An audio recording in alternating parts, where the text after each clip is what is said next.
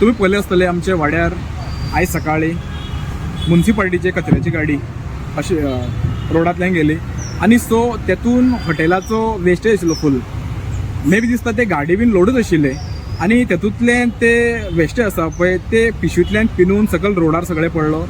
आनी हे विशय जेन्ना म्हजे भावान आकाश मोरे म्हाका कळयलें हांव रोखडेच फायर ब्रिगेडाक कॉल केलो आनी तेंच्या ऑफिसान सुद्दां गेल्ले आमी थंय वचून तांकां रिक्वेस्ट करून हाडले.